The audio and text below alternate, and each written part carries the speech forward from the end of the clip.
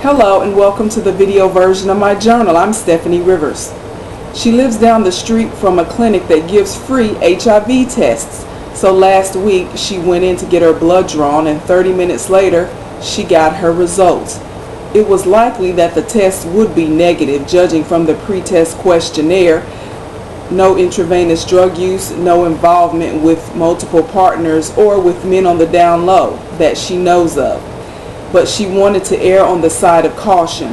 That and the fact that nearly 70% of infected women in the United States are black, even though the entire population of black people in America is just 15%. Despite those numbers, she and another woman were the only two females waiting in the clinic full of men to receive a free test. Maybe the clinic staff preferred to focus on HIV prevention and treatment among the gay population that lives in its immediate vicinity. Or maybe women of color are convinced that AIDS is a disease strictly of gay men. Whatever the reason, statistics reveal that 75% of all new HIV infections are among women of color ages 25 to 34, mostly due to unprotected sex with men who claim to be heterosexual.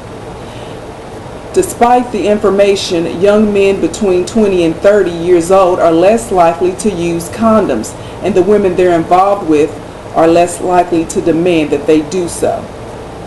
Doctors say anatomical differences between men and women make it easier for women to become infected, and it's another reason why women should be more included in HIV clinical trials. Women of color who don't protect themselves against HIV and other STD infections don't get tested to know their status, and therefore don't receive early treatment, essentially are committing suicide. In some cases, women are involved in the sex trade to earn money to support themselves and their children. And experts say their access to high-end jobs that pay enough money to afford health care declines with every passing year.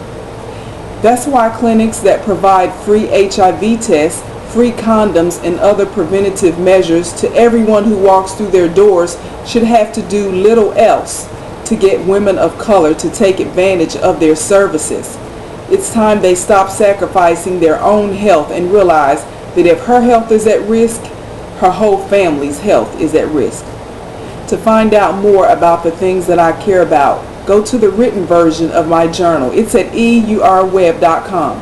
Thanks and have a super day.